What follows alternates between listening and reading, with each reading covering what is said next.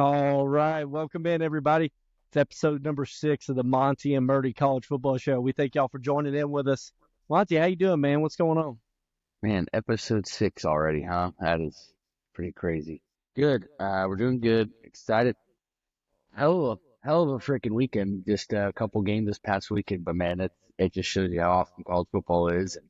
Uh, man, we got a friggin' hell of a slate coming up this next weekend. So a lot to talk about today. A lot of games to talk about today, but freaking excited for this one. Yeah, man, it was we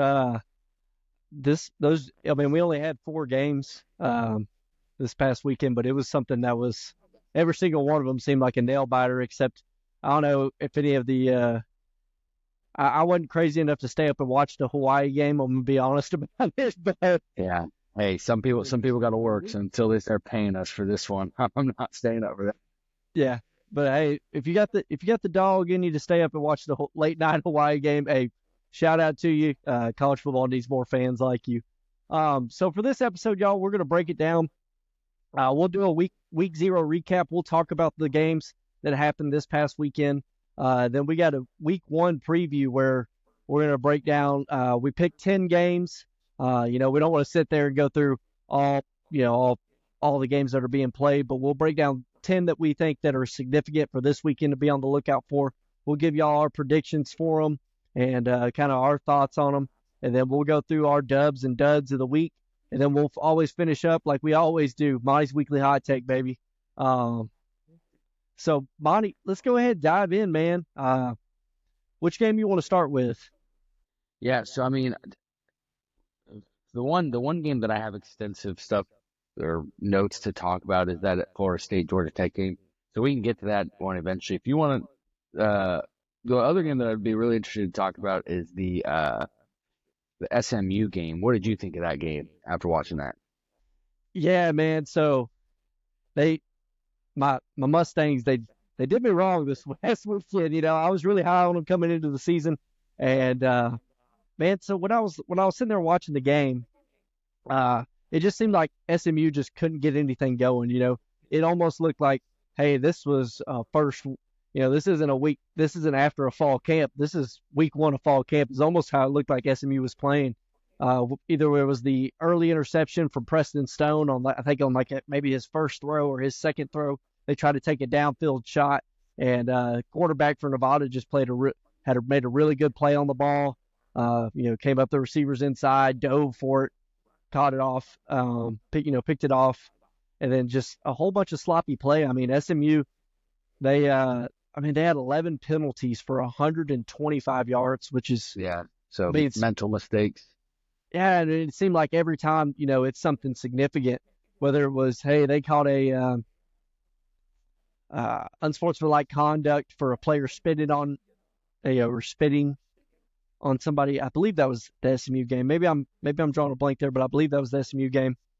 And they just every time they seemed to get a little drive going, they put together a couple good first downs or whatever. They'd have a 10-yard holding penalty that would set them back again. So they would just have to basically try to they take one step forward, they'd go 2 steps backwards, and they just weren't able to Yeah. get points scored. And Nevada was just slowly and methodically scoring So points. then, so then let me ask you this. So what does that tell us? Does that tell us, I guess, does that tell us more about SMU this year, or does that tell us more about Nevada this year?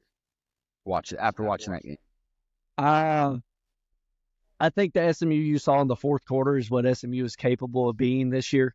That seemed like the first time they kind of came around and they really woke up and they realized, oh crap, hey, we're about to lose our first game that we just joined a Power 4 conference, and Yeah, we're in about Nevada. to Nevada, and you saw SMU come alive. I mean, offense and defense. I mean, Preston Stone led 2 great fourth quarter drives. In between there, the defense got a safety, and then got the ball back, and then SMU went ahead for the go ahead touchdown.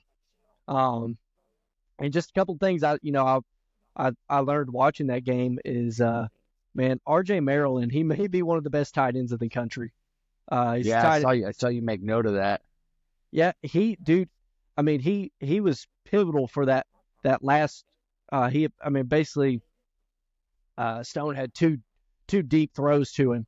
And basically, R.J. Maryland was, he was the catalyst for both those late score drives that SMU had. And he was the one who really got the offense going once they started coming to him. I mean, Nevada didn't really have an answer for him, which, I mean, I don't think there is too many answers for a guy that's 6'5", 240, and, runs 4'5", 4'6". It makes he's a pretty tough matchup for just about Yeah. anybody.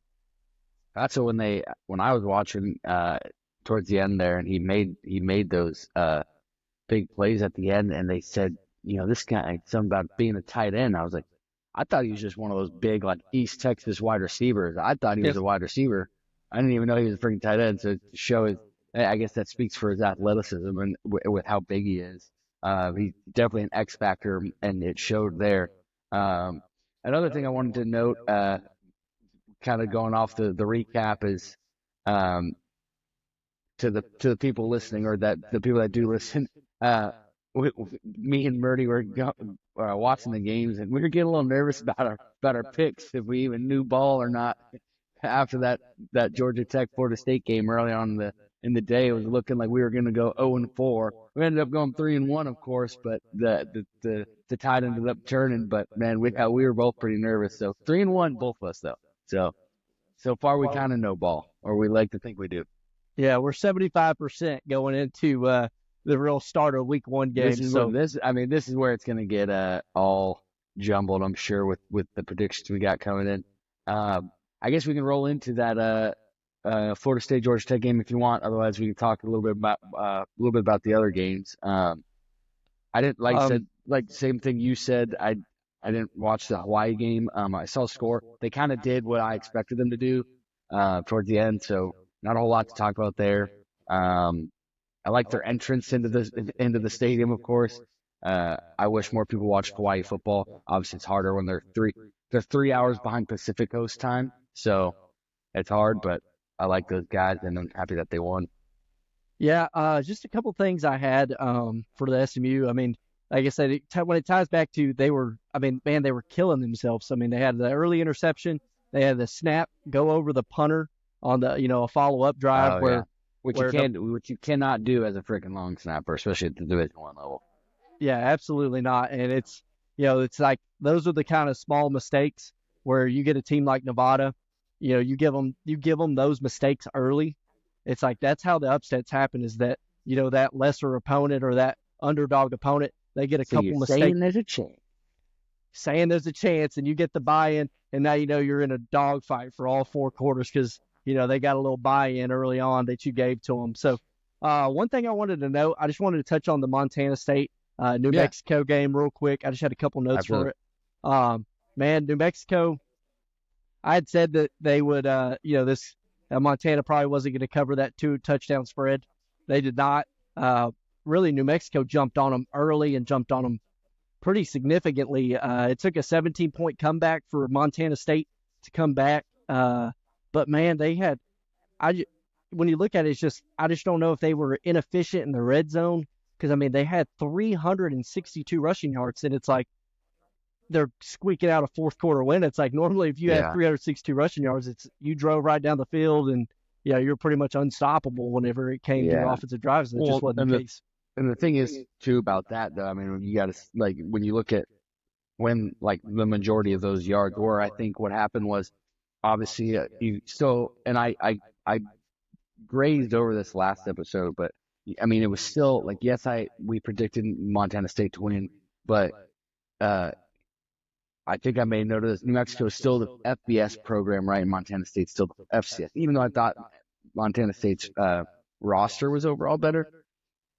And I believe that New Mexico's roster is like the 11th best or second worst, depending on how you want to look at it, in the Mountain West. But I think what happened was, New Mexico was that FBS team, so they came out, punched Montana State in the mouth, pretty much, right? And they just they got to it right away. And then I think once Montana State kind of at second half was like, okay, let's just go back to our brand of football.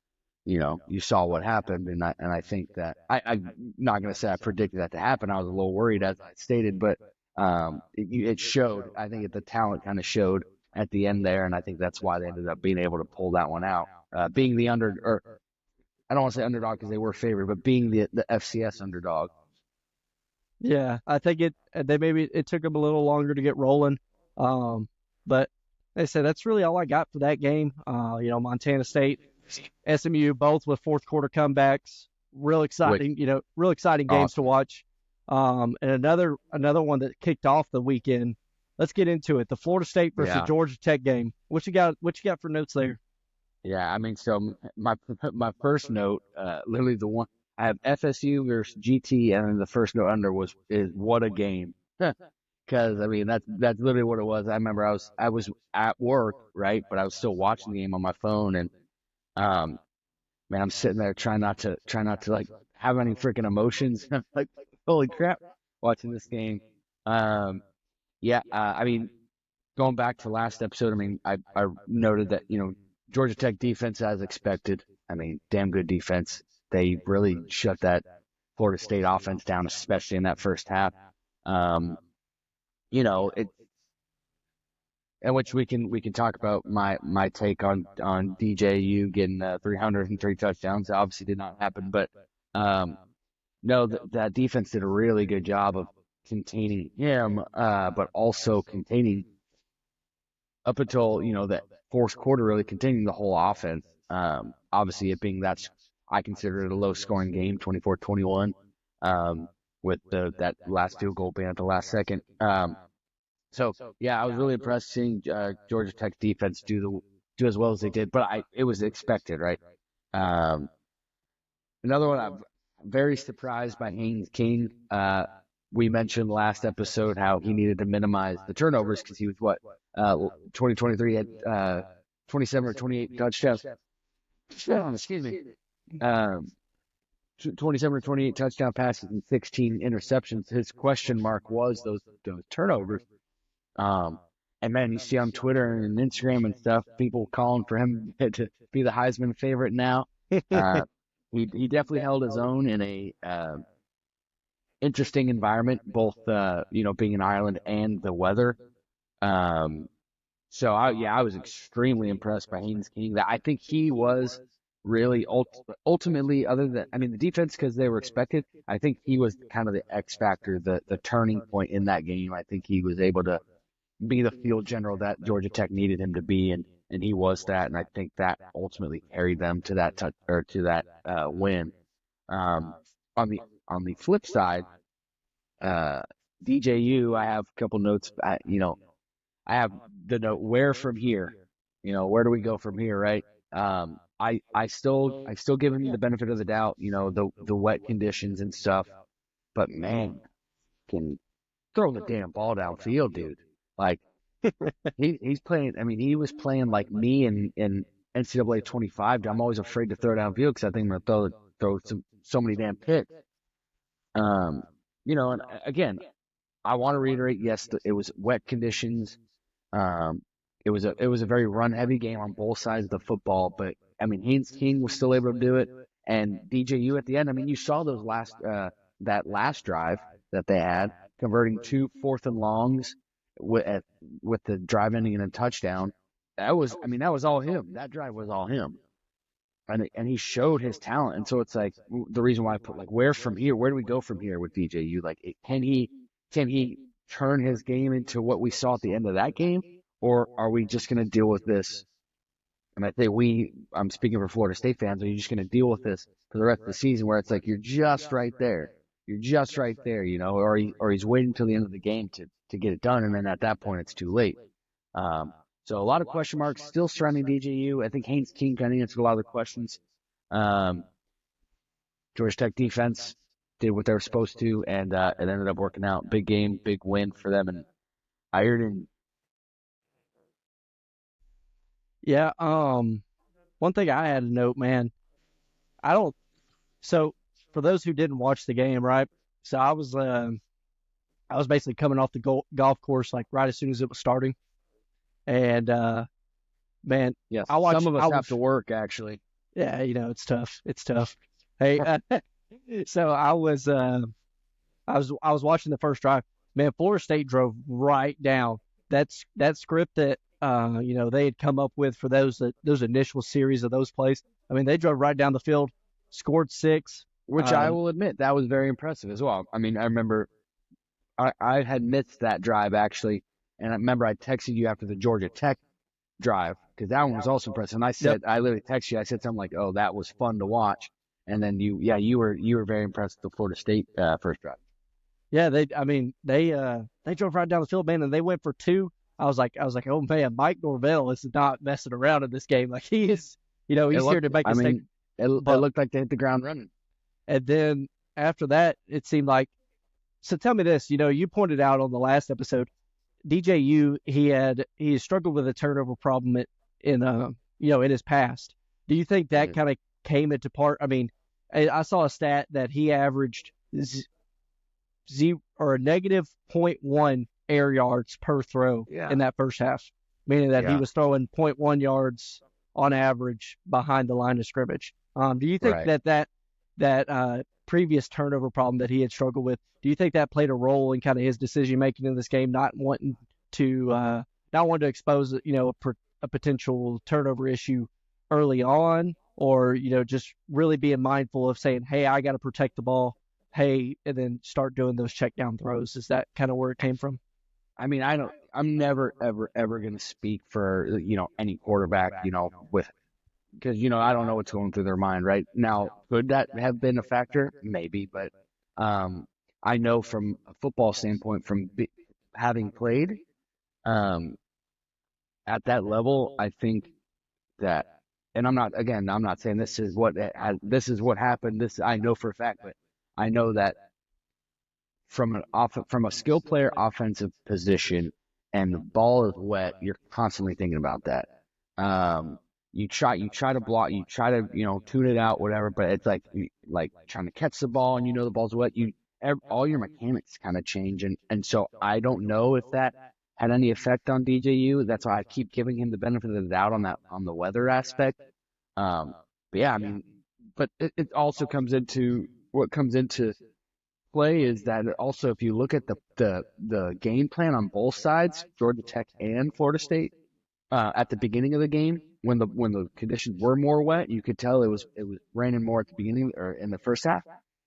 It was more about getting the ball to the outside, spread the defense out, getting like short screens. So they're still throwing the ball, but they're getting the ball to the outside, but short because the ball is wet or they're running the ball, which is pretty typical when it comes to games like that. And that's why games like that are low scoring, and that's why that one was. So maybe it could have been DJU kind of playing off Norvell being more conservative, maybe not trusting DJ downfield. I don't know what the answer is, but I think that just from personal experience and watching it, I think that definitely could have had a factor, whether it been Norvell directly trickling down onto DJU or just DJU kind of having that mindset of like, man, we got to be careful with the ball. And so it's kind of like walking on eggshells, because he doesn't want to, throw the ball downfield maybe and the ball slips out and it's a freaking, you're coming out of a duck blind to shoot that thing.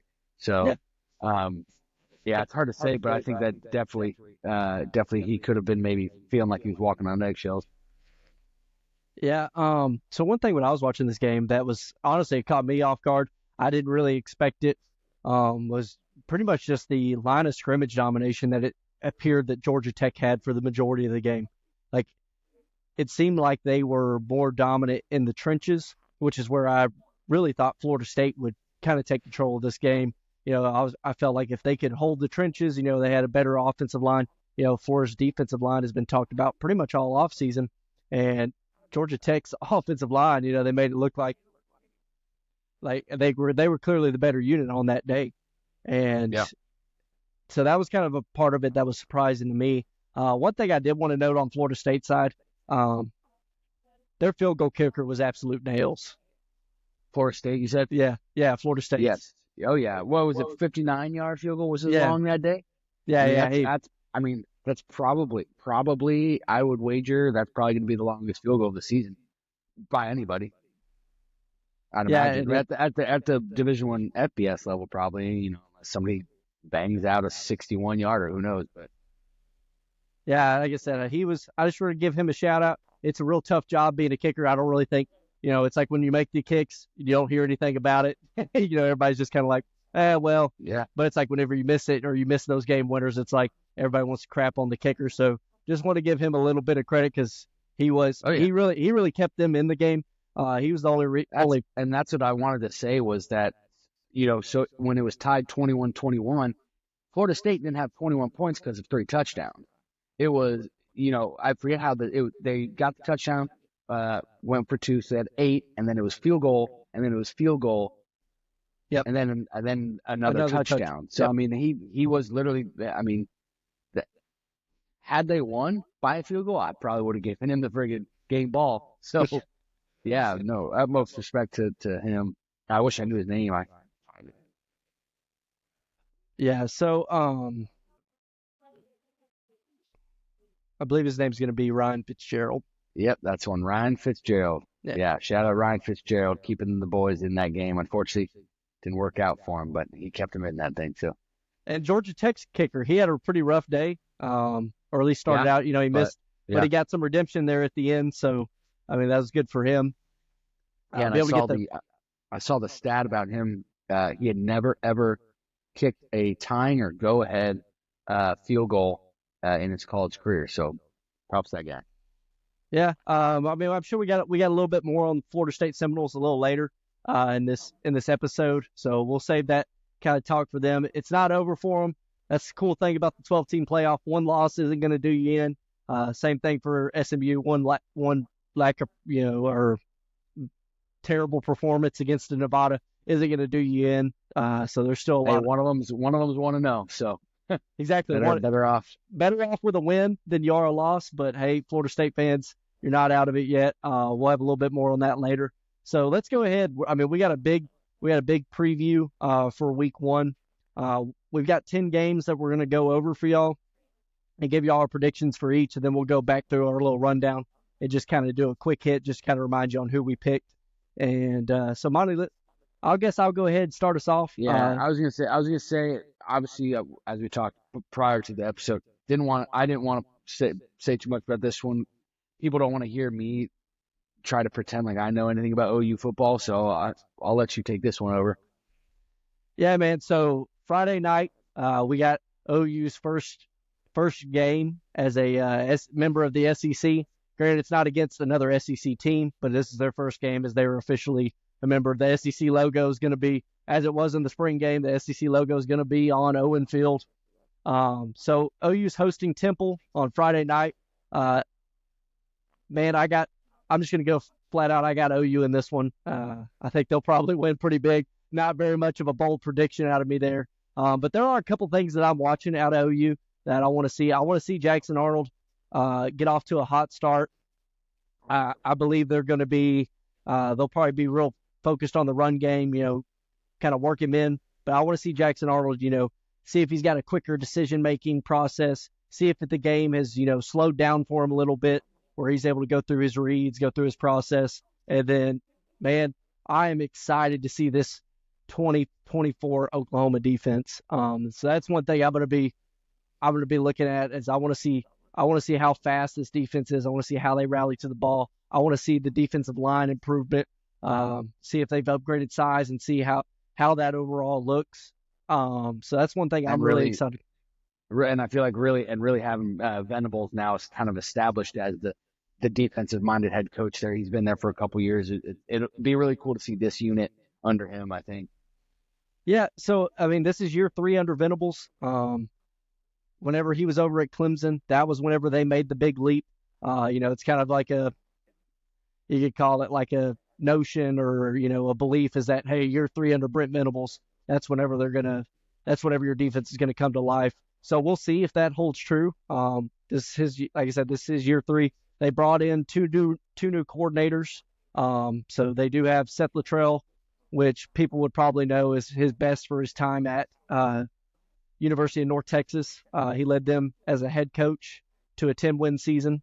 He was an analyst. Yeah, he was an analyst for him for OU last year. He's a former OU fullback. So he's an alumni of OU, and he like I said, so they bring him as coordinator. They're bringing in Zach Alley from Jacksonville State, who was their defensive coordinator. He spent 6 years with Brent prior to that at Clemson, kind of working under him as a graduate assistant. And he's so they replaced Ted Roof with him. So we got 2 new coordinators on each side of the ball. It'll be interesting to see what kind of nuances the offense has to it that are a little different. Because obviously Seth Luttrell, he comes from an air raid background as opposed to the veer and shoot or that Briles offense that was run by Jeff Lebby at Oklahoma the past 2 years, which Jeff Lebby, shout out to him, now the head coach of Mississippi State. Okay, Murdoch, I was not familiar with your game knowing that stuff. Okay. Yeah, Talking about Briles. Okay. Yeah, so it's gonna be. We'll see what kind of stuff Seth Luttrell plugs in with that air raid offense. See what kind of different run schemes. See if he's still running. Mainly see if they're running a little bit more gap, or kind of what their deal is. I know all Oklahoma fans, they're really hoping they don't run as many jet sweeps. But I think I think it'd be hilarious if the first thing he came out and ran was a jet sweep. Takes it like 75 yards. Yeah, I think that would be hilarious. But yeah, that's really what I got. I just want to see. We'll see what this 2024 version of the Oklahoma team looks like, and I got Oklahoma pretty big in this one. I'm not even sure what the actual spread is. I mean, Temple, they're just they're probably going to be they're not the best team that Oklahoma's going to play in the non-conference. They're probably on the bottom end of that. But like I said, y'all got Tulane this year. Yeah, we got Tulane and we got Houston. That's a big one. Okay, so yeah, a couple of big ones. Yeah, I didn't like I said, I didn't want to say too much about that game. I'd let the people hear what you had to say. Obviously, like I said, that offensive talk that I did not know you knew stuff like that, so that was impressive. No, the only thing I really want to say was with OU, it's what I want to see is and granted it is Temple, but. So I'll back up here. So Temple every now and then will have that year though. So, and I don't know, be honest with you, I don't know anything about this Temple team. I just know from the past, they have had teams like 9-3, 8-4 teams. I have OU winning also, by the way, but it would, it would be nice to see OU win by 3+ touchdowns. But the one thing I do want to see with it being against a team like Temple and a team that they should beat is the offensive side of the ball, right? You have Jackson Arnold coming in. He struggled, being the starter at the end last year, right? Like you said I think it was like episode 3 or 4 or whatever. And, Brent Venables being a defensive-minded head coach, bringing in a new offensive coordinator. I think the offensive side of the ball now for the OU team is paramount because obviously, things are going to get taken care of on the defensive side of the ball, right? And like you said, the Venables year 3. But how are we going to, are you going to be able to score the points, right? So yeah, they say defense wins championships, but if you don't score points, you don't score points, unless it's on the defensive side. So it'd be interesting to see what they can do. I'm hoping for 40 to 50 points in this game would be, ideal, obviously, but upper 30s, I think you're feeling pretty good about going into week 2. Yeah, I mean, that's one thing I was really excited about the Seth Luttrell hire. As soon as they found out Jeff Lebby was going to Mississippi State, Seth Luttrell was the name that I was preaching. I'm like, hey, Seth Luttrell, that's who needs to be the hire. And it ties directly to that is, Venables is a defensive head coach. He spent, majority of his time as a defensive coordinator. He's one of the most longest tenured defensive coordinators, in college football before he took the Oklahoma head coaching job. And, so the defensive side is going to be handled, but, it's, hey, what does Brent know about running the offensive side of the ball? And I think that's something that, Seth Luttrell can he be a head coach, really, is what it comes down to. Like, can he get both sides of the ball solved? Can he be the head coach, right? Yeah, and I think Seth Luttrell coming with that head coaching experience, I think that helps because, Seth Luttrell, he's used to running an entire football team. He can handle an offensive side of the ball. You know what I mean? Absolutely.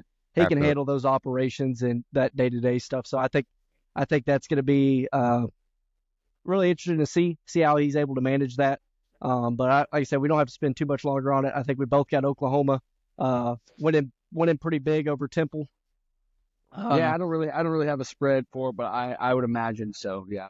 Like I said, well, I guess I said, 3+ touchdowns is what I'm kind of hoping for from that offense. So, So we can move on. What you got for the Clemson Georgia game? This is going to be yeah. number 1 versus number 14. So Yes. ranked matchup, week 1. Who you got? What you got on it? So I have top 3 games this weekend, and that's one of them. Um, so this is the Clemson's first time opening up as week 1 underdog since 2014. So new thing for Dabo, right? But it's still Dabo. Um,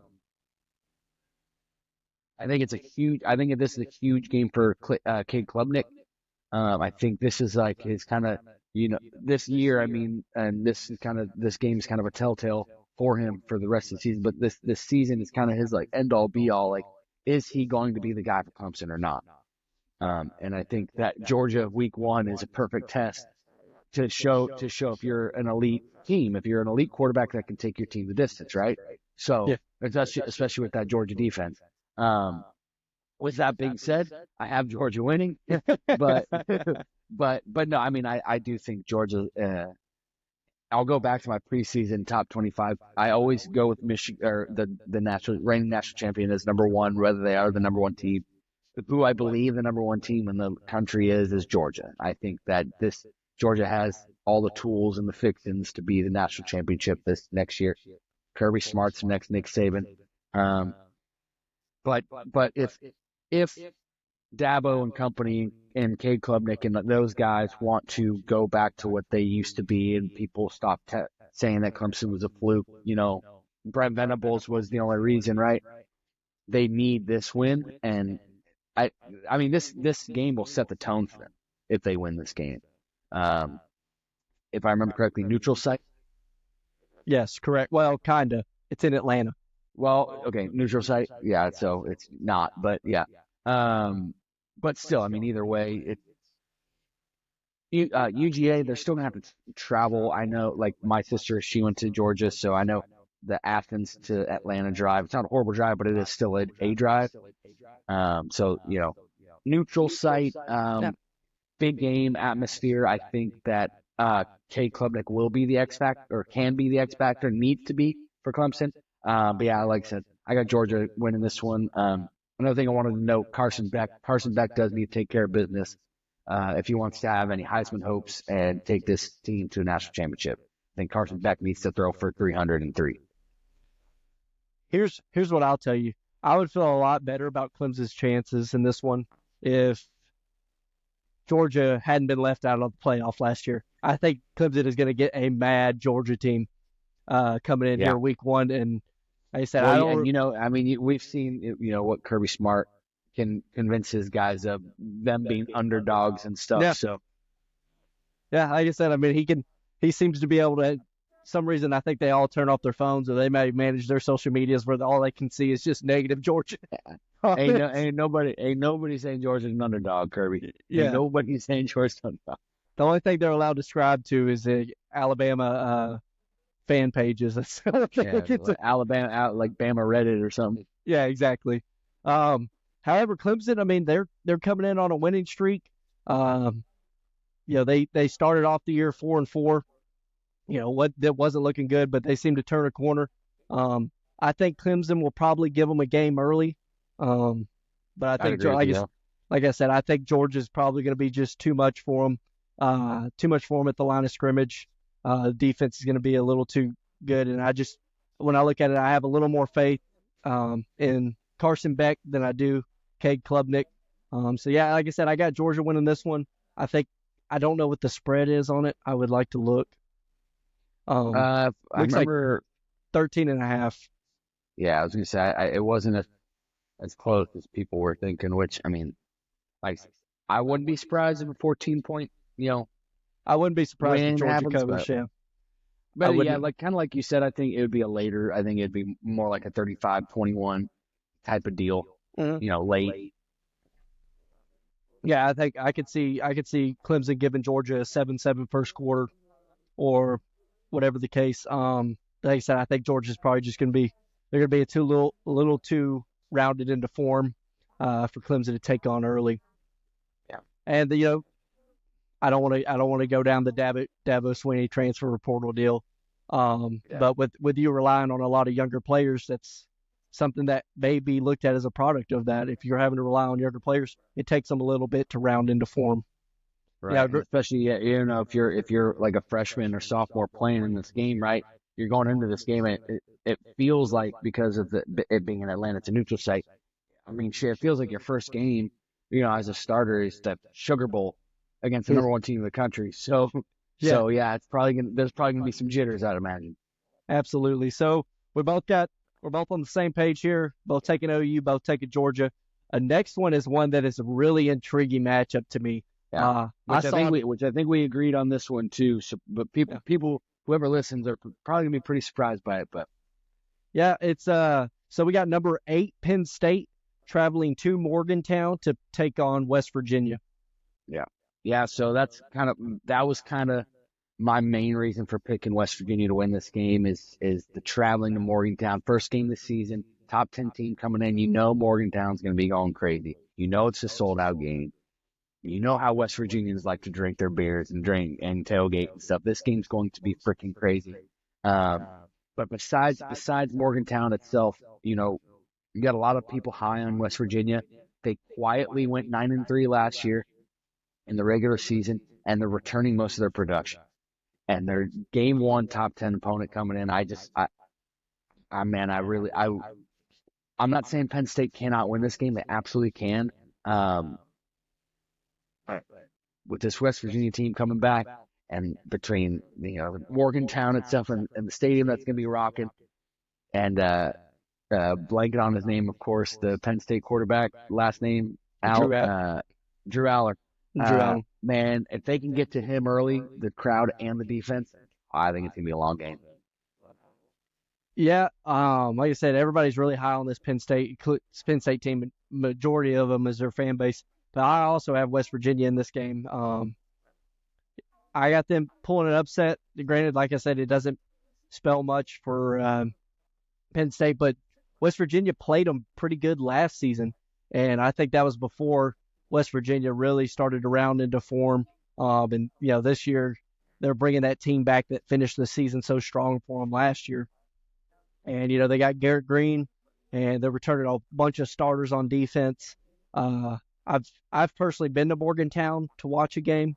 I watched OU go to Morgantown, I believe back in 2018. And man, it's a lively little stadium. It's nothing like it's not Neyland Stadium or Death Valley or any of those, but it is, it's pretty rowdy bunch. Morgantown is a true college town, so it's a pretty rowdy bunch. And I think the fans will get behind them. I think they got a lot of belief in this team. So, like I said, give me West Virginia in this game. But give me West Virginia in a dogfight, probably a late score, something like that. I don't think they have the talent to come in and just absolutely wash Penn State out of the stadium. But No. I think they can win in a dogfight against them. Yeah, I think if they can keep, like I said, if they can get to Drew Aller early, I think if they can keep the score low, I think they got a real good shot, and keep the fans in it. That's the big thing. Keep the fans in the game. Keep them invested in the game. Keep the what ifs churning in Penn State's mind. I think they'll be all right. Yeah, we'll see if they can get a couple early turnovers. That might, obviously that's usually one of the big sparks. If you can get some turnovers, flush them out of the pocket too. That's a big thing. Get Drew Aller on the run. Yeah, like I said, Drew Aller, he wasn't very prone to interceptions last year. Looks like he only threw 2 of them. So we'll see if they can maybe make some big special teams plays or something along those lines. That usually spells a good recipe for an upset there. So, like I said, we're both on the same page. OU, Georgia, Penn State. Number 4, we got Chattanooga versus Tennessee. I'll let you take the helm of it. I will say, you said Penn State, both got West Virginia on that one. Oh yeah, sorry, both got West Virginia. Yeah. So next game, I'll harp on this one. Yeah. So we added obviously our our favorite teams games into our 10 games we want to talk about this week because I mean we just have more knowledge about it. And I think a lot of the people that watch this show or listen/watch this show know more about those two teams than other fan bases. Yeah, so I got University of Tennessee versus UT Chat. Yeah, I mean it's a self-explanatory game. It's nothing shouldn't be anything crazy for us. I think we're gonna win by a large margin. I obviously picked Tennessee to win this game. You don't say. But I will say UT Chat. The Mocs have had some pretty good teams in the past on the FCS side, and we're kind of notorious. Tennessee's kind of notorious to let teams kind of stick around until the end. For example, last year I actually went to Knoxville for the Tennessee Austin Peay game. Austin Peay's the small FCS school up north of Nashville. Man, I went to that game. It was a sold out game too. It was a sold out game for Tennessee versus a little FCS school. And man, they just lingered and lingered and lingered, and we couldn't get the ball in the red zone. And every time we did, it just the whole thing. We ended up winning. Man, it ended up being like 38-20 or something like that. But it wasn't anything that it was supposed to be. And so I really will not be satisfied if we do not win by 40 plus points this game. I mean, if a lot of people are high on us too, high on Nico. Nico needs to have a huge game. Dylan Sampson needs one of our younger running backs, but you saw Heupel's depth chart came out. It's showing Dylan Sampson. Well, no, I mean that's they normally come out with that stuff. That's even our Twitter pages were looking at it like all the or. Yeah. It shows how deep our roster is, but need to see Dylan Sampson out in the route and running the ball. It would be nice to see our three feature backs getting some love, and then like I said, Nico's got to have a hell of a game. We need to win this game by 45, 50 points.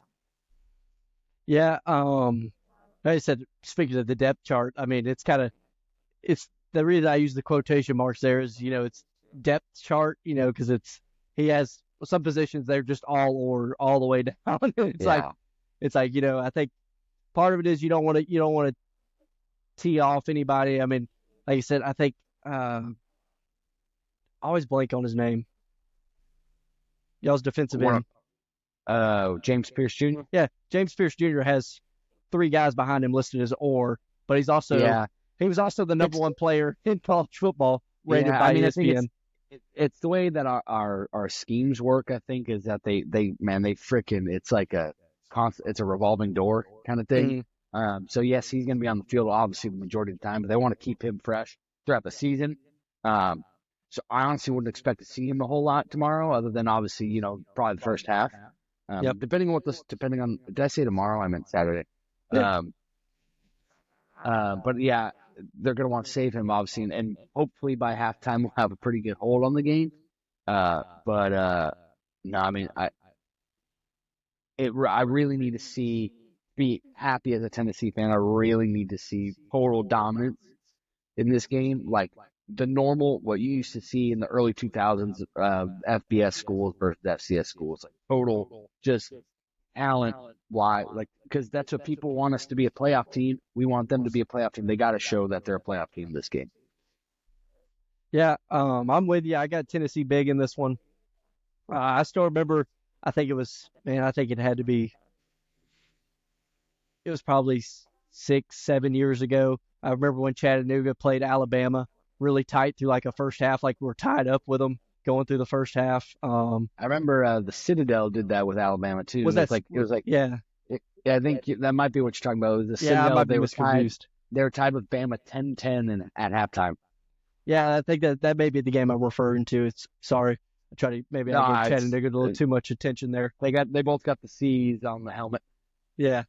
So like I said, both picking Tennessee on this one. No real surprise there. We can go ahead and roll on. Next game we got on the list is Colorado State versus Texas. Colorado State, they played Colorado really close last year. I believe Jay Norvell's still coaching up there. Season 3. Yes. So I believe for this one, I just want to see a lot of question marks that I have about Texas, and mainly when it comes to their running game.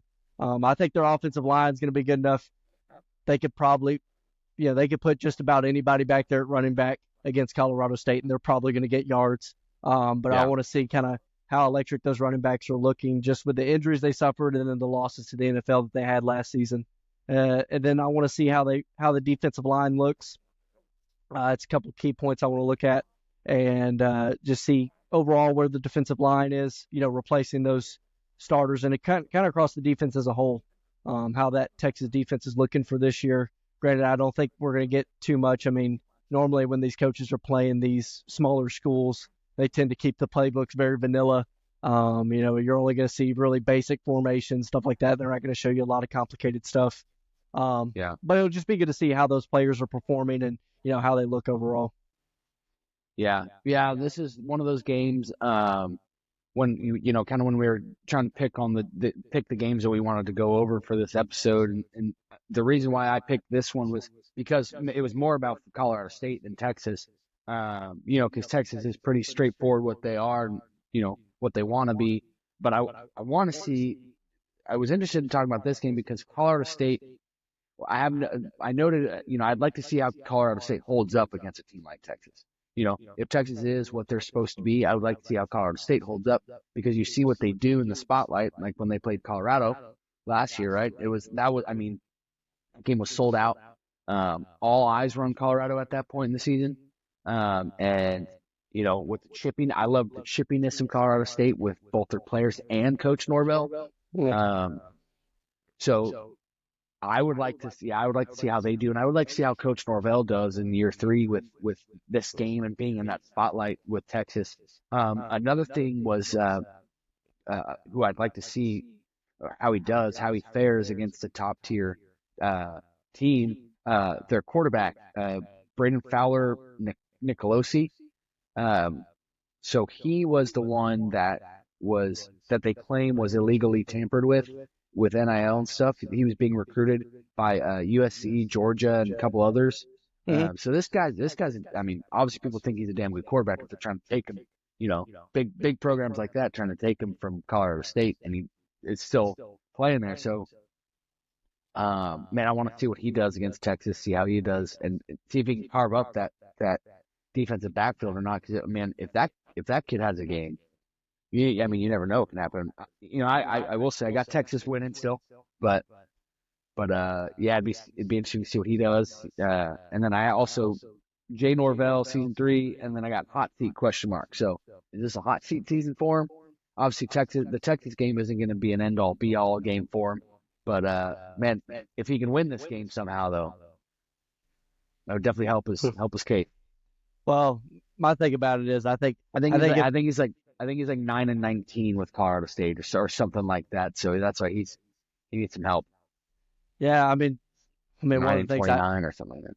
One of the things I would think about is, if he comes out and Colorado State beats Texas, he may be looking at leaving Colorado one way or Colorado State because they're gonna have other people's eyes on him. Bigger programs are gonna be like, hang on, we might want that guy. And that's another thing I forgot to mention about that quarterback. He's also a Texas boy. So. Yeah, I'm looking at it right now from Alito. He looks like he had a pretty good season last year. He had some good awards that he was the winner of, All Mountain West honorable mention. So like I said, we'll see if you got a good quarterback and he comes in, has a lights out game, you might have a chance to play your way in it. Either way, I still got Texas in this one. Yeah, I still got Texas too, but it's one of those interesting matchups I felt like we should talk about. So this next game so far we're still agreeing, but yeah, we'll go to this next one. So this next one is a pretty controversial game, as far as picks. I know me and you were we might even be split on this one, as far as who we're taking. We are. So we got Miami going to the Swamp to play Florida. So for me in this one, Miami, they got a lot of returning production, and they got Cam Ward transferred in.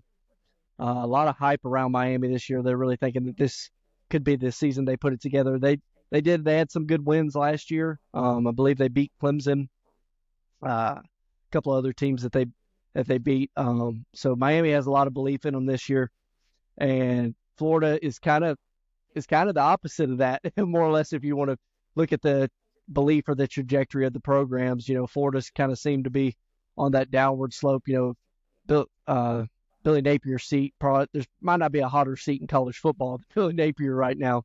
Arguably, yeah. It's up there for sure.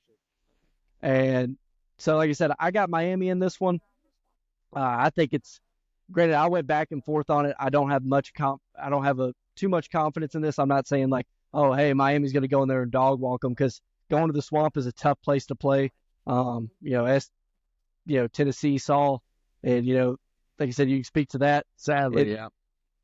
It's a tough place to play in the Swamp. The fans, especially early on, if you're catching a Florida team, they're still going to have a lot of belief in the fan base. If maybe you catch them at the end of this year, Florida's maybe looking at maybe like a 4-7 record, maybe not as rowdy to go play in the Swamp, but week one early on, bringing in an in-state rival in Miami, I think the Swamp's going to be there. But like I said, I got Miami winning this one close. Yeah. A couple of notes I have about this game. So yes, obviously, it's no surprise to anybody that Florida has the hardest schedule. Everyone's been talking about it. Got the hardest schedule in the country this coming year. My thing with this game that I think it plays a huge factor is that, so you got Florida's bad. So obviously with the talk about them having this bad schedule or this hard schedule, question marks around, they don't have, are they're in a rebuilding year. They don't have the talent that they normally have. Billy Napier's on the hot seat. Like Florida fans are calling for his head already, this and that. So their back's against the wall. You got an in-state rival coming into the Swamp. First game of the season, 0-0 with this tough schedule. Boys are going to be hot. Game's going to be sold out, and it's the Swamp. So I have the Swamp as major factor, double underline major. I think if it's a sold-out game and these fans come in there, like you said, Tennessee, I've watched those games in the Swamp, man. It is something else. They come in, Swamp plays the fact that they need to play. Graham Mertz has a freaking damn near perfect game against Miami, and the defense has a hot start. I think, and with Miami being that, Miami always is, I got Florida winning this one in a close one. Yeah, we'll see how Graham Mertz plays. He's really one of my biggest question marks I have surrounding Florida. Just to see, him versus Cam Ward, that's kind of we'll see how it ends up playing out. I think Miami, they can match up good enough on the offensive and defensive lines against Florida to be able to play this game. But like I said, I'm seeing a fourth quarter game. I don't think Miami's going to blow them out. But I got Miami winning this one probably on a late game here. Yeah, well, hey, there's our first disagreement there on these predictions. So I got Florida, he's got Miami. Hey, let's go ahead and move on to that Notre Dame A&M game. Yeah, so Notre Dame versus A&M, I think it has some talking points that not a lot of people I think are hitting on. I mean, Riley Leonard transferred to Notre Dame. Notre Dame, they have they're ranked up high in the AP poll, as they pretty much always are in the preseason. The Fighting Irish, they believe, hey, this is going to be our year to make the playoff.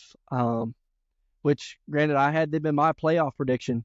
However, I have them losing this game. I think it's going to be tough for them to go in and play in the 12th man, play against A&M. I think Mike Elko, he knows Riley Leonard better than Marcus Freeman knows Riley Leonard. Right. If that makes sense. Yeah, that's a very good point. And I think him as a defensive coordinator, I think he'll dial up some stuff. He knows what Riley Leonard struggles with, what he's good with. And he knows his game. I mean, he was his head coach. I think he will be able to dial up some stuff that's going to put Riley Leonard in a bad spot. And, with the A&M fans supporting that team, I think it's tough for Notre Dame to go in here and get a win. Yeah, and I will say Notre Dame's got a very talented roster, but yeah, I got A&M winning this one also. I have another same note as you, basically Riley Leonard versus Elko. I think that's gonna be a factor. Elko knows his guy. I think I'm a big, obviously, if people can't tell already, I'm a big home field advantage advocate. I think Kyle Fields going to be too much for Notre Dame. And we've seen in the past how Notre Dame handles big games. And I think this is going to be that statement game for both Elko and A&M as a whole. This is going to, everyone always has their doubts. A&M's preseason ranked again. I didn't put them in my preseason because I was Yeah. tired of it. Them in Miami. So it's going to be that game for them to be like, hey, we're still here. See, I got A&M. A&M taking this one. Man, I think it'll be close, but I think kind of like what you said, I think Elko's going to have some stuff drawn up for Leonard that's going to, put him in a bind. I think it's going to be, A&M on top. Yeah, and like I said, A&M, they still have a very talented team. It might be Mike Elko's first season there. Normally, when you're thinking of a first season head coach, it's like they're coming into a bare bones operation. They're trying to, rummage it together. But A&M, they still got a lot of. They did lose some in the transfer portal, but they still have a lot of talent on that team. I was going to say they actually retained a lot. So yeah, I mean, I was just thinking of some of the big ones like Walter Nolan going to Ole Miss. Like I know that's a big loss for what them. can you do? But like I said, I think A&M they're going to come out ready to play here week 1, and that Connor Wyman coming back in this little bit he got to play last year. He looked really good. Obviously that A&M team last year wasn't the same once they lost him. And if he stayed around, maybe we're not talking about Mike Elko being A&M's head coach. I can't speculate to it or not. We'll see how they would have performed with Jimbo Fisher, but like I said, either way, we're in the now. Mike Elko is their head coach. He's coming back.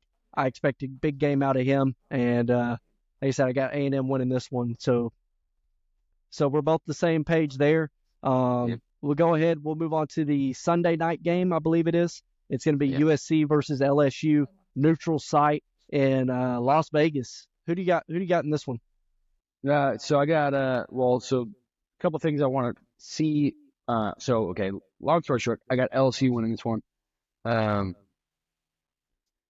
no, I want to see. So I got Nussmeier question mark on my notes because I want to see what he can do. If he can hit the ground running from, there's a minimal gap between him and Jaden Daniels. Obviously Brian Kelly he's shown that he can. He showed that he can coach this team. He can do it at Notre Dame. He can do it at LSU. So it'll be interesting to see with Brian Kelly being an offensive mind that he is, if he can have Nussmeier come in and fill that role that Jaden Daniels had. I did say though that I think LSU's defense is the main factor in this game, being able to slow down that Lincoln Riley offense and Miller Moss being the newer quarterback that he is. I think LSU defense is pivotal in this game. I think that they will be able, if they control the line of scrimmage, they can minimize big plays. Obviously, with Lincoln Riley being at the helm, if they can minimize those big plays, I think that this one will go LSU's way fairly quickly too. I see this as a 2-touchdown win, and I'm going with LSU. Yeah, man, I went back and forth on this one myself. I think it's tough with how Lincoln Riley, he's been looking in the off season about, hey, is he dodging the SEC? There was rumors about him trying to get this game canceled. And I think, but however, whenever I'm looking at the matchup on this one, Miller Moss, Lincoln Riley, I think they're going to be able to put up points. Lincoln Riley has very few games where he doesn't put up 30 points. It's a very select few, no matter against who he's playing. And, while I look at that, I also have questions about, LSU's offense. If they can replace those, Nussmeier's look great in the action that he has played. However, I don't know if you're going to get that same level of LSU offense that was there last year. And I will say also with LSU, so I have an inside guy with LSU, obviously a little bit biased, but that defense is apparently better than what people are projecting this year. So that's why I'm like, the defense is a big factor in this one. If they can minimize those big Lincoln Riley plays. Like I said, you almost got me wanting to flip this pick back to LSU. Just because like if they can play right and make Miller Moss look like the play at the level that he is experienced at, if they can make him look like he's making, hey, this is his first big outside of a bowl game, this is his first Hey, collegiate but he start. can also transcend above expectations as well. I mean, we saw the question marks behind Caleb Williams his first year at USC, coming in there, or not Caleb Williams. This is a while ago. This was who came in after JT Daniels? It's Ole Miss's quarterback now, Jackson Dart. Jackson Dart. Yeah. Jackson Dart came into USC with a lot of question marks. He came out and he did pretty well. So you never know with Miller Moss, man. If you like USC, you like USC. But I think if they win, it'll be because of Lincoln Riley, not because of Miller Moss. Yeah, like I said, I'll stick with it. It's what I had in the pre-episode. I'm gonna stick with USC here. Give me USC in a shootout. We'll see. I think Lincoln Riley can score enough points. And like I said, they do have a new defensive coordinator. It seems like they've changed their training philosophy as opposed to having this speed defense. I believe they now actually have some 300-pounders on that defensive line. When Alex Grinch was there, they were running like 280 as D tackles. And it's just, they're getting blown off the ball by centers and guards that weigh 50, 60 pounds on those guys. And Well, they're just getting pushed back. Especially those SEC front five. So. Exactly. So, like I said, they've done some things. We'll see how that philosophy works. They hired UCLA's defensive coordinator last year. He did a real good quick year one turnaround for them. So we'll see. But I got USC in this one. You got LSU. I believe it's going to be a shootout of a game. Probably late score. We'll see what Miller Moss and Lincoln Riley can come up with, or if Brian Kelly and Garrett Nussmeier are going to be just too much for the Trojans.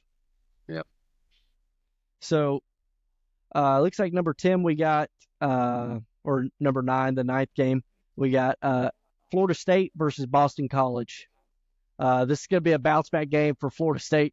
After losing to Georgia Tech the way they did, kind of a heartbreak fashion, and a game they were expected to go in there and win, to get upset like that. We'll see what Florida State is made of as a team. We'll see if they have resilience. We'll see if they have the bounce back. Like I said, by no means are you out of the college football playoff with one loss. You're everything. Now, I will say if they lose, and I know they talk about two loss teams can probably get in, man. But I think if they lose this one, it'll be tough. It'll be tough to make a case at the end of the season. Yeah, I think if you drop your first two, and then even that's the case. If you drop your first two, what are the odds that you're going to go through and win? Because I mean, these are two of their easier games is on their schedule. The odds that they're going to win those next 10 probably pretty low. They're 7, and that's the thing. They're a 17-point favorite. So if they lose to a team that they're a 17-point favorite over, it's like it'll be tough. It'll be tough to make the argument. But no, I just made a quick note of it. Obviously, this was one of those games I just want to talk about because of after watching that Georgia Tech Florida State game. I just put DJ needs this game. Need underlined 3 times. He needs this game. He needs to do what I thought he was going to do last week. That 303. He's got to do something along those lines. They have to control this game from first snap to the last snap.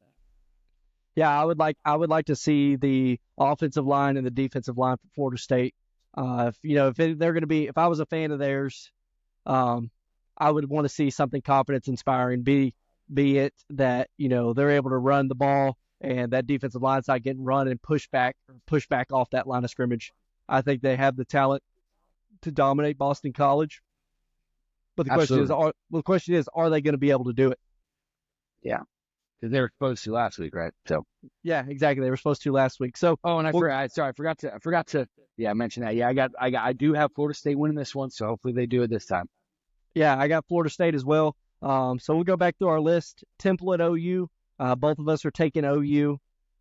Georgia versus Clemson. Both of us are taking Georgia. West Virginia or Penn State at West Virginia. We're both taking the Mountaineers to pull the upset off there.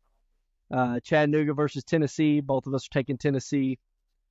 Colorado State versus Texas. Both taking Texas. Miami versus Florida. I'm personally taking Miami. You're with Florida. believing in the Gators, believing in the Swamp. And that takes every amount of unbiasedness to take that one. So I can imagine. Notre Dame versus Alabama. We're both taking the Aggies in this one. And yeah. Yep. And then USC versus LSU. I'm personally taking USC with Lincoln Riley. You are taking the LSU Tigers. I almost got the Twitch though. You almost did. Like I said, I think it'll be close. And like I said, you don't. It's just with my personal bias, you don't have to talk me too much into hating on Lincoln Riley. Right. So, like I said, you'll have to take me. It took me a lot to be able to make that pick. I will say that. And then we got finishing it up with Florida State versus Boston College. Seeing if Florida State can bounce back. We both say that they're going to be able to. I think they can. There's no reason why they can't. So we can go ahead and move on. We're already running a little long in here. We'll move on. We're at the end pretty much here, right? We got our dub and dud of the week, and then we got your hot takes. Right. Oh yeah. So Monty, who do you have as your dub of the week, man? Yeah. Well, I guess we can go kind of dub and dud because mine kind of are one of the are not one and the same, but kind of go hand in hand. Okay. My dub of the week, obviously, very happy that college football is here because it makes the dub and dud much easier for us. My dub of the week is Haynes King, Georgia Tech quarterback. Surprised a lot of people, surprised me as well. I came on the show last week saying that this guy needs to basically be the guy that he was on Saturday. He needed to prove everyone wrong that he wasn't the guy that he was last year. The turnovers, well, mainly the turnovers, but not being the game manager that he was or is needed to be this year, and he showed that in game one. No turnovers, if I remember correctly.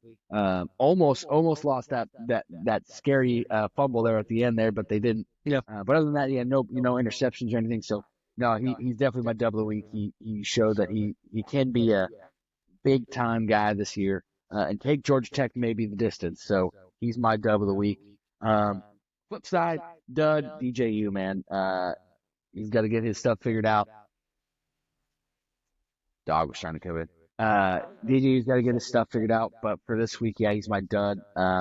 Scared to throw the ball downfield. I don't know if it was Norvell telling him not to, or he was just walking on eggshells, but he did not get the job done that he was supposed to. If you come in as the national champion, as they should have been national champions of last year, and you come in as a top 10 preseason team, and you lose to an unranked in a very, very neutral site, man, yeah, especially as the transfer quarterback that was supposed to be the end-all, be-all. Yeah, you're my dud of the week, DJU. Yeah, and not to mention, I mean, I don't think DJU took this into consideration, but, I mean, that was the first Monty's Weekly Hot Take that we got to saw fall on its face. So, man, I was pretty sad about that, but we still got the rest of them, all the earlier ones. Hopefully, we get some redemption here on this one. So for my dub of the week, I went with CeeDee Lamb. He got a new 4-year, $136 million contract. I think all Cowboy fans out there are excited about that.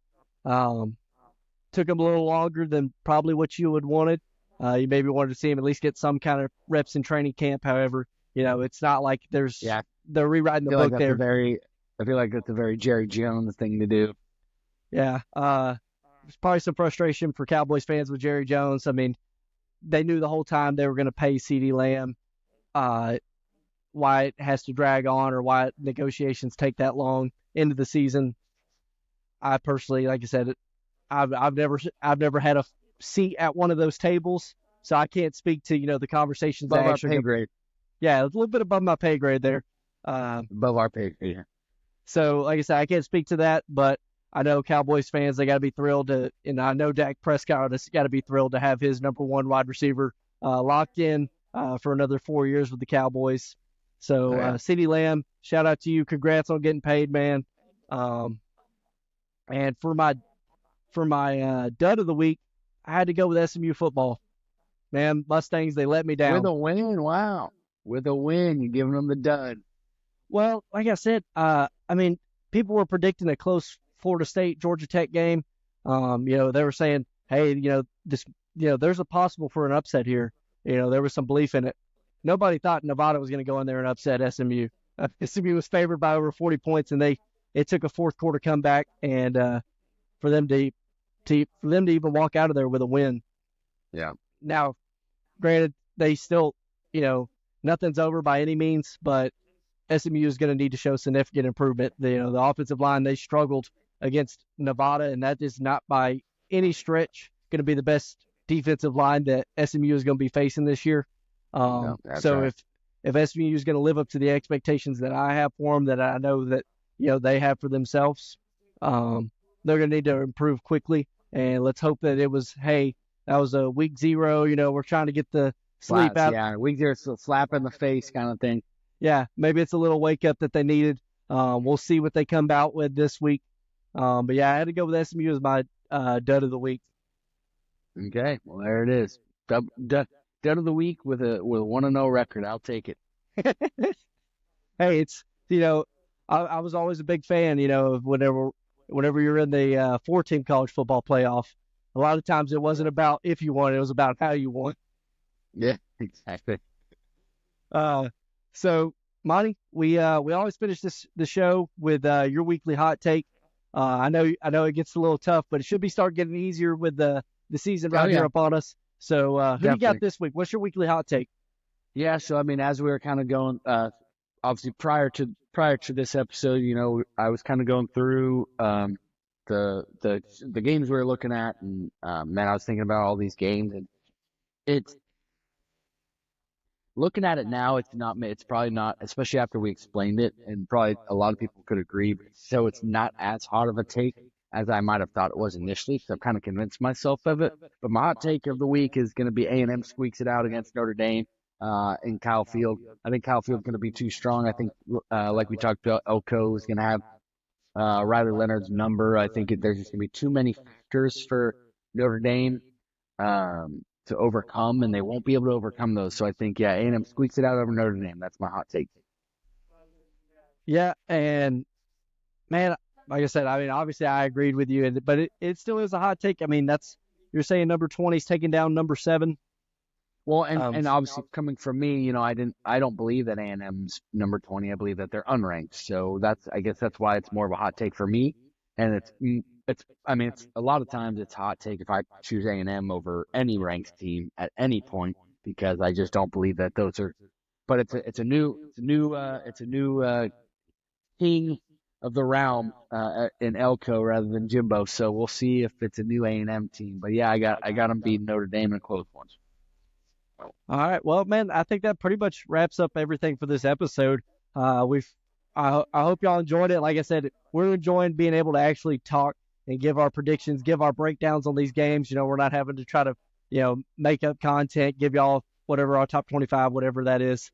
So we're happy to be actually being able to talk ball and be able to watch ball on these weekends. So, Monty, you got anything you want to say on the outro of the show? Yeah. Man, it's obviously going to be an exciting season, as we've already seen with freaking 4 games that, no one was really even paying attention to other than Florida State, Georgia Tech, right? Seen those two other close games, but 4 total games, man, it's going to be an exciting season. Me and Murdy are going to have a hell of a time trying to plan this next episode, going over recaps and previews. We're going to probably have to cut the recap short and focus on the previews, but man, it's a good problem to have, right? So it's all we're gonna be doing is talking college football. Like I said, exciting season coming. I'm freaking juiced to do this stuff every week. I hope everyone likes listening to us. We're excited for episode 7 already next week. So yeah, I'm excited. It's gonna be fun, and obviously appreciate everyone, whoever does listen to us. Don't be afraid to tell people about us if you do like listening to us. We try to keep it as unbiased as we can. Don't look at my shirt. But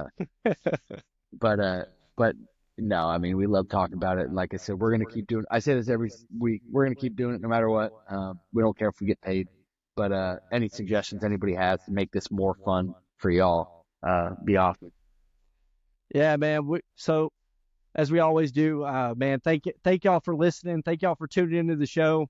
If our takes sucked and y'all disagree with them, let us know in the comments. Let us know. Let us know. Overall, man, look forward to y'all getting to watch an exciting week 1 of college football. As always, please subscribe to the show, follow the show wherever you listen to podcasts. If you love the show, leave us a 5-star review. We're on pretty much every social media platform, whether it be TikTok, Facebook, Instagram, YouTube, Twitter, or now X. So follow us on all our pages. Interact with us. We're excited to always talk college football with y'all for the week. If y'all have any questions, anything you want us to hit, let us know. We'll put it in our weekly mailbag. And until next time, y'all, we'll catch y'all. Peace.